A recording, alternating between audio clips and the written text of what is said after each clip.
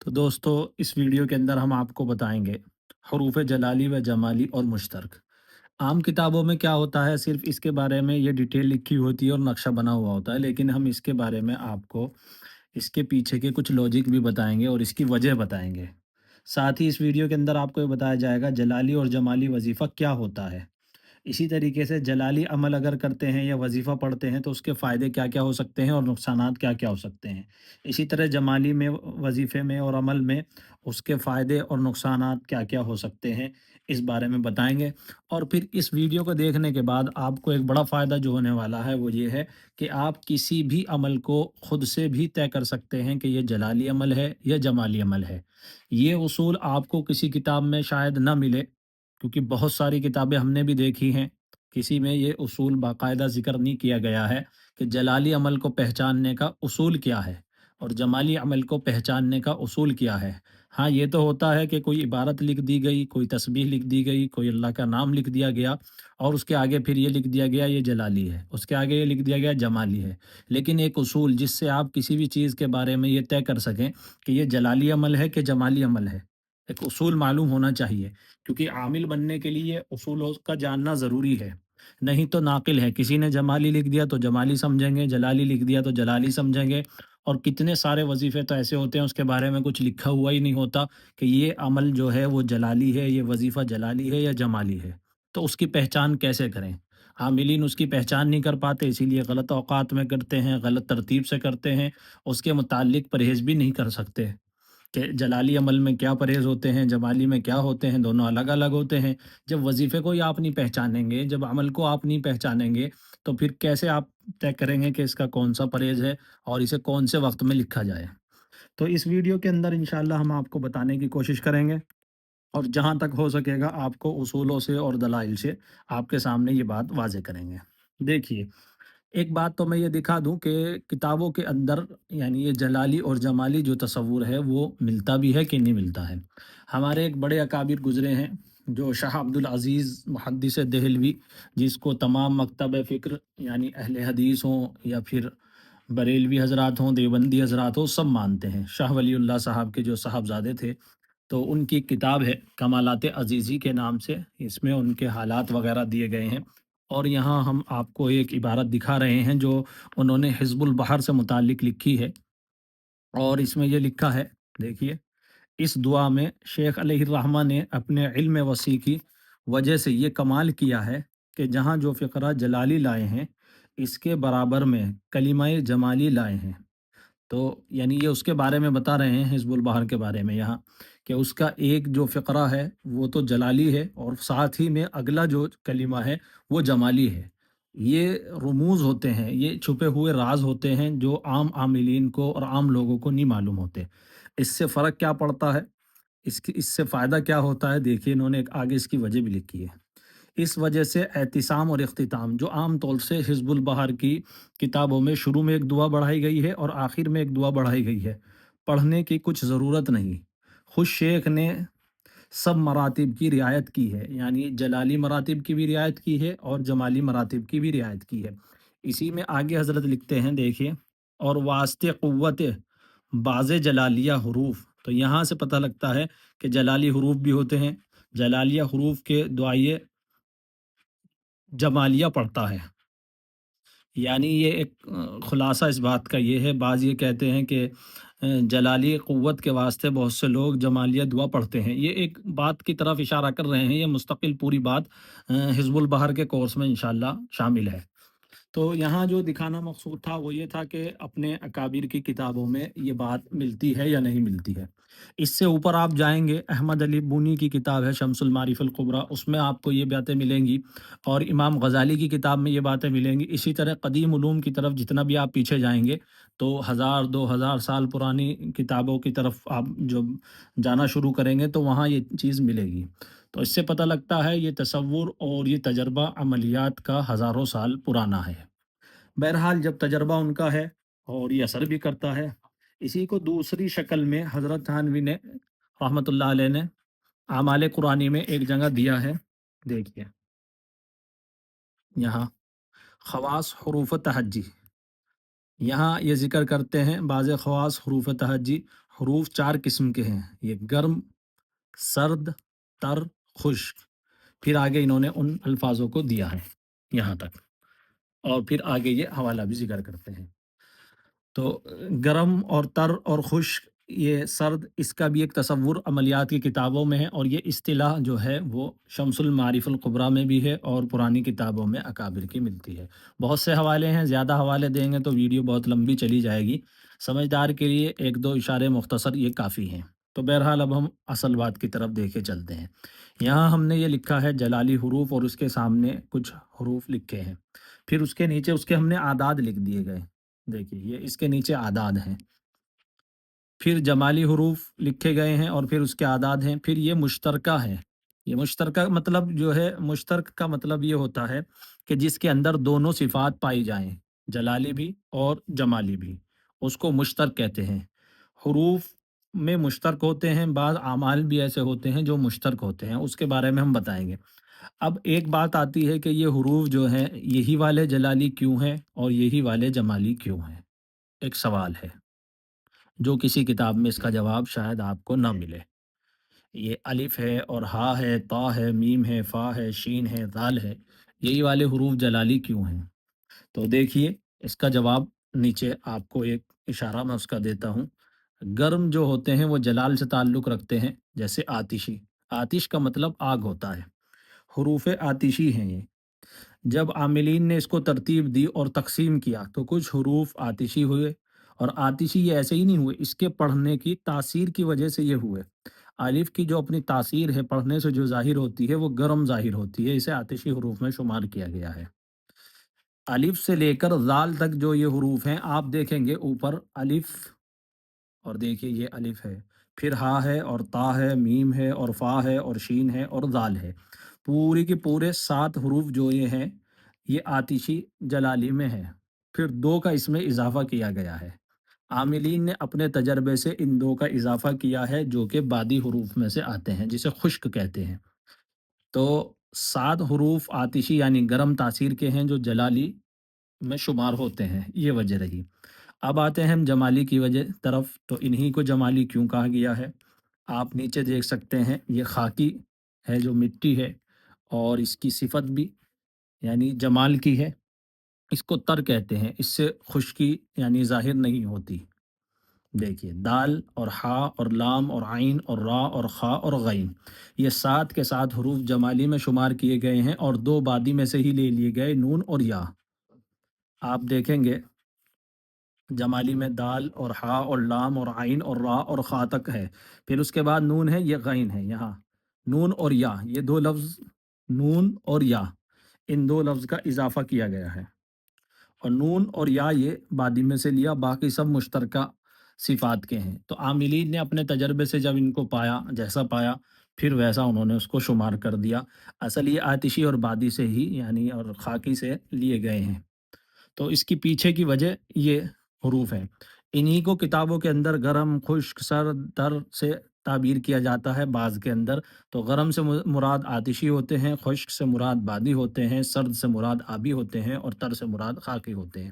ایسے ہی ان کی ایک سمت بھی ہے، آتشی حروف کی مشرق سمت ہے، جبکہ بادی کی مغرب ہے، اور آبی کی شمال ہے، اور خاکی کی جنوب ہے۔ یہ 4 سمت ہو گئی۔ یہ سب ان کے جب وظیفے کرتے ہیں یا ان کی زکوٰۃ ادا ہوتی ہے، اس وقت یہ سمتیں کام آتی ہیں، اس وقت اس سمت کی رعایت کرنی ضروری ہوتی ہے، یا ان کے مستقل عمل تیار کیے جاتے ہیں، خاص طور سے طلسم بنانے کے اندر۔ تو بہرحال وہ ایک بہت آگے کی باتیں ہیں کہ یہ کہاں کہاں کام آتی ہیں۔ اسی طریقے سے کچھ الفاظ جو ہیں، یہ حروف ہیں، ان کا تعلق ستاروں سے ہے۔ نیچے دیکھیے ہم نے 7 ستاروں کے نام لکھے ہیں، یہاں یہ ستاروں سے بھی ان کا تعلق ہے۔ اب ایک بات تو یہ ہوئی کہ یہ حروف ہیں، اب ہم چلیں گے اس بات کی طرف، جیسا کہ ہم نے کہا تھا کہ ہم آپ کو بتائیں گے کیسے آپ جلالی اور جمالی وظیفے کو پہچان سکتے ہیں، اس کے پہچاننے کا اصول کیا ہے۔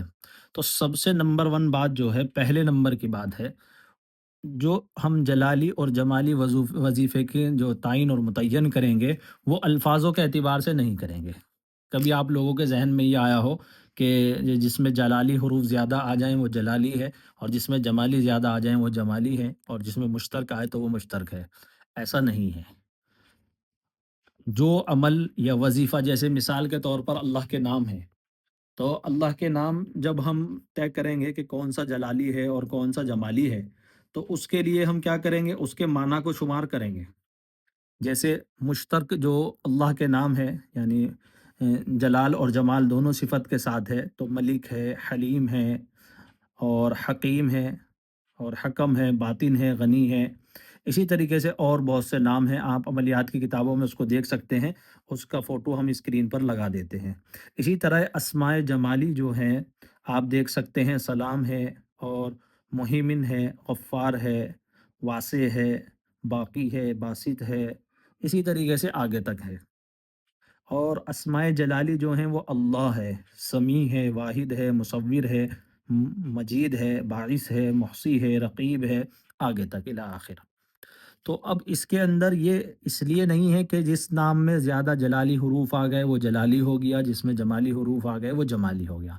बल्कि जलाली और जमाली की तायीन पहले नंबर पर जो की जाती है, वो उसके माना के लिहाज से की जाती है।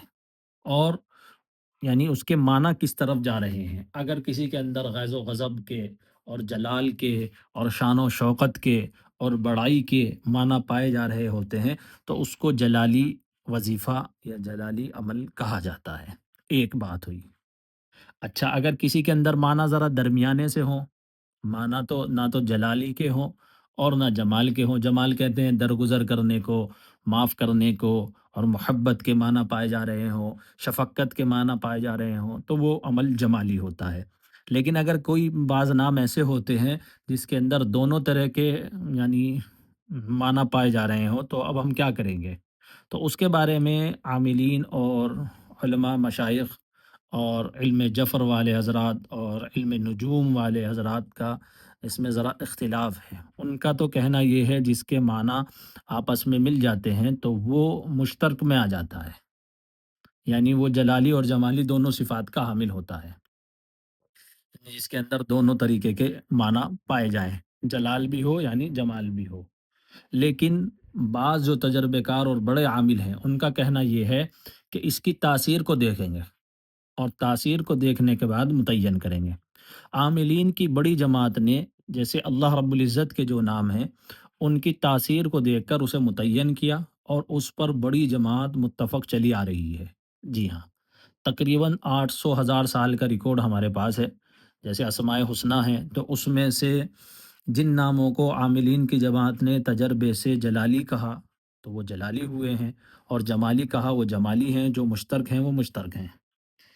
जैसा कि हमने अभी आपको स्क्रीन पर दिखाया है। इनमें से नाम बाज़ आपको जलाली मिलेंगे, लेकिन उसमें जलाल बज़ाहिर नहीं होगा, लेकिन उसकी तासीर जलाली होती है, इसलिए उसको जलाल में रखा गया है। मुश्तरक में आपको बहुत सा नाम ऐसा मिलेगा, जिससे जलाल या जमाल की तरफ ग़ल्बा होगा, लेकिन उसकी तासीर की लिहाज़ करते हुए उसको वहाँ रखा गया है। तो कभी-कभी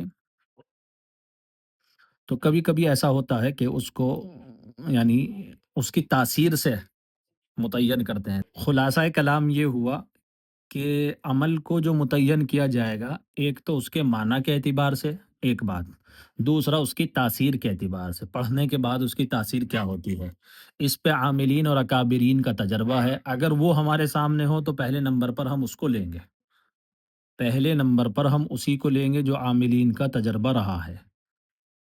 तजर्बे वाली चीज़ है। अगर कोई चीज़ ऐसी आती है जिस पे आमिलीन का तजर्बा नहीं है और उसमें कोई माना भी गालिब नहीं है, ना जलाल के ना जमाल के हैं, तो एक बात यह है, या तो हम उसे मुश्तरक में रख लेंगे, नहीं तो फिर हम उसके अंदर हरूफ से तायीन करेंगे। हम देखेंगे उसके अंदर ज़्यादा हरूफ जलाल के आ रहे हैं तो उसे जलाली शुमार किया जाएगा, उसके साथ वही परहेज़ किए जाएँगे जो जलाल में होते हैं, और अगर उसमें जमाली हरूफ ज़्यादा हैं तो जमाल की तरफ उसको लिया जाएगा और उसके साथ जमाली परहेज़ किए जाएँगे। तो एक बात मैंने आपसे ये कही थी कि आपको ये बताएँगे कि जलाली अमल का जो होता है या वज़ीफ़े का फ़ायदा क्या होता है और नुकसान क्या होता है। तो फ़ायदा तो इसका ये होता है, ये हलाक़ी दुश्मन के लिए बहुत ज़्यादा जल्दी काम करता है। दुश्मन को हलाक करने के लिए ज़्यादातर जलाली अमल किए जाते हैं। दुश्मन को तबाह करने के लिए, उससे बदला लेने के लिए, ज़ालिम की हलाकत के लिए जलाली अमल किए जाते हैं। कभी-कभी मोहब्बत में जमाली अमल की जगह जलाली अमल भी किए जाते हैं, मोहब्बत के लिए। वो जलाली अमल का ऐसा होता है कि ये बहुत ही तेज़ होता है, और अगर ये अपने टारगेट पर जाकर लगा तो लगा, اور اگر یہ وہاں نہیں لگا اور اس کے اندر کوئی چوک ہوئی تو پھر یہ الٹا پلٹ کر اپنے کو نقصان کر دیتا ہے۔ اس کے برخلاف جمالی عمل کے اندر یہ بات نہیں ہوتی۔ جمالی عمل میں اتنا ہوتا ہے کہ اگر یہ اپنی جگہ نہ کام نہیں ہوا اور اس عمل کے اندر جو رعایات کرنی تھی وہ نہیں کر پایا عامل، تو پھر اس کو زیادہ نقصان نہیں ہوتا۔ لیکن بعض لوگوں میں جو یہ مشہور ہے کہ جمالی عمل سے نقصان نہیں ہوتا ہے، تو یہ بات غلط ہے۔ نقصان تو ہوتا ہے لیکن اتنا نہیں ہوتا جتنا جلالی میں ہوتا ہے۔ جلالی عمل میں بہت زیادہ نقصانات کے خطرے رہتے ہیں اور بہت ہی زیادہ نقصان ہونے کا خطرہ ہوتا ہے، اور کبھی کبھی عمر پلٹ جاتا ہے اور پھر عامل پاگل تک ہو جاتا ہے۔ لیکن جمالی عمل کے اندر ایسا نہیں ہے، وہ جلالی عمل میں ہے جو پاگل وغیرہ کا سسٹم ہے۔ اب ایک مسئلہ یہ بھی آتا ہے کہ بعض لوگ قرآنی آیات کو، آیت کریمہ وغیرہ جیسی ہو گئی تو اس کو یہ سوچ کر نہیں پڑھتے یہ تو بہت جلالی ہے۔ تو ایسا نہیں ہے کہ جلالی عمل کی آپ ایک دو تسبیح پڑھ لو گے تو آپ کے اوپر فوراً جلال طاری ہو جائے گا، ایسا نہیں ہے۔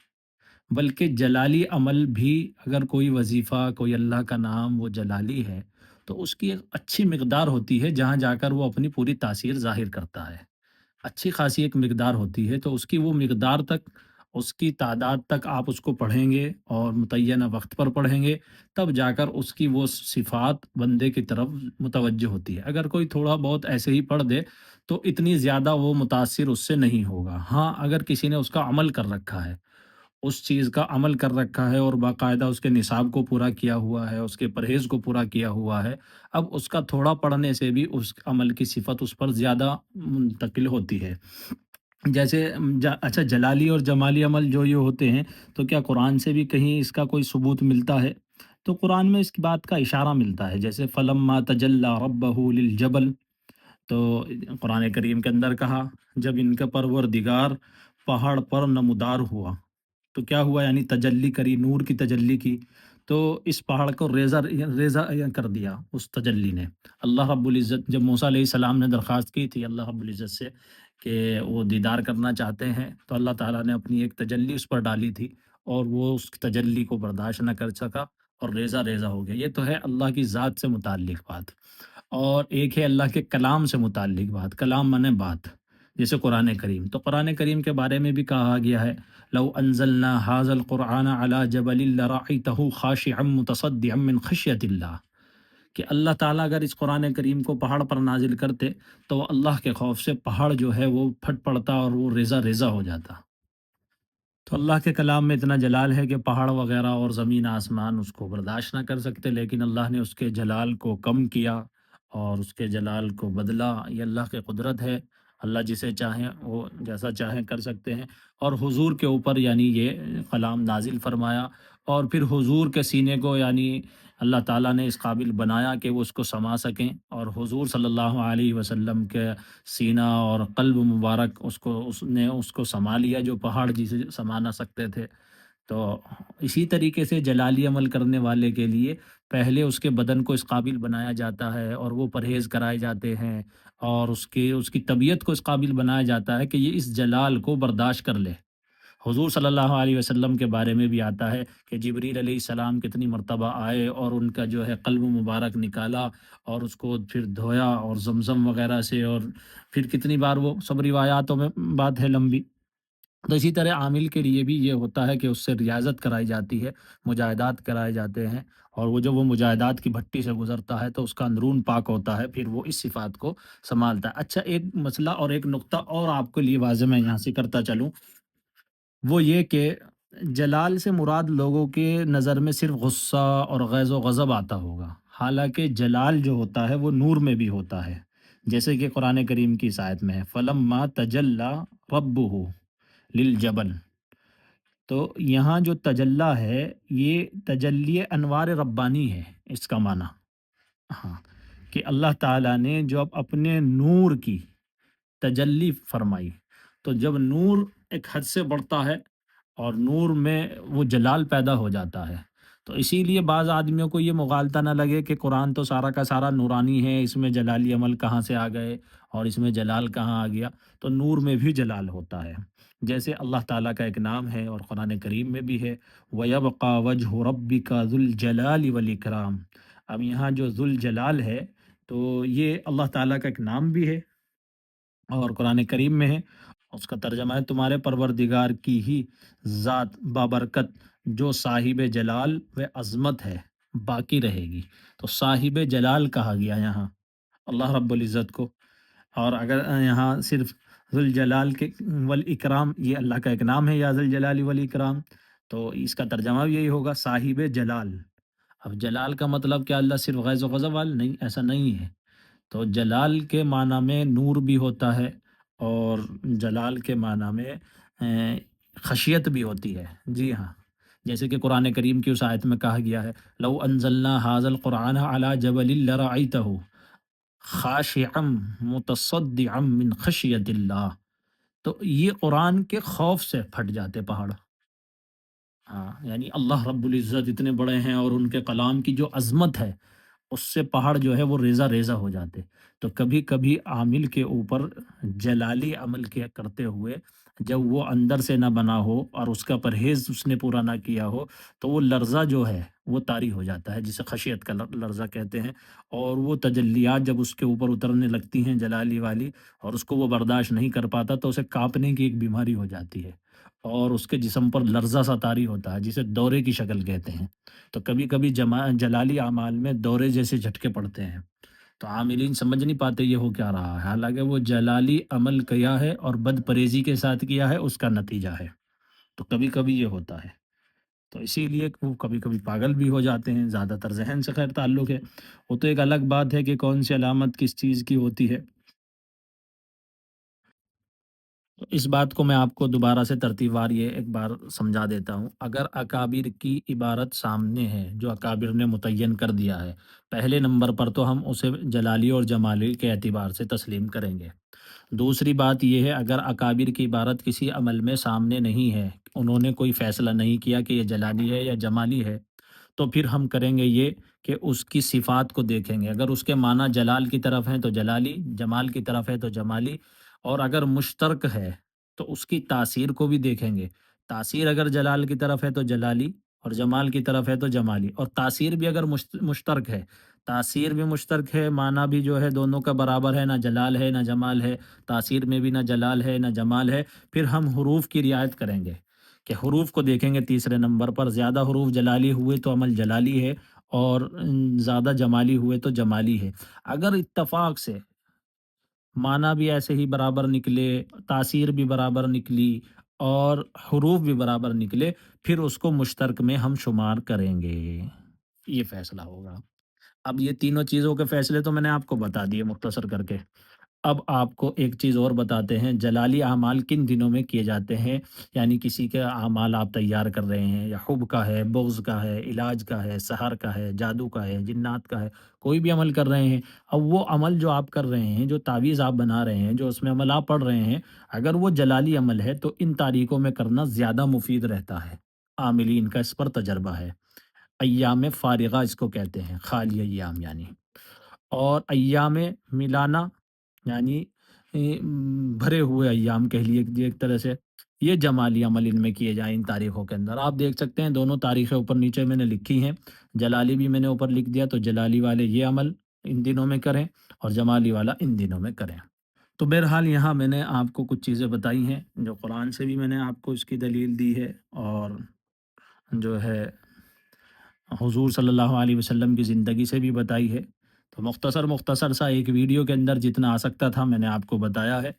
پھر بھی اگر کوئی چیز آپ کو معلوم کرنی ہو، جن لوگوں کا داخلہ ہے تو وہ ہم سے معلوم کر سکتے ہیں، اور باقی جو عام چیزیں ہیں وہ ہم یوٹیوب پر ڈالتے رہتے ہیں۔ جن کو ہماری ویڈیو پسند آئے لائک کریں، کمنٹ کریں، اور اچھا سوال ہو تو اچھے انداز میں پوچھ سکتے ہیں۔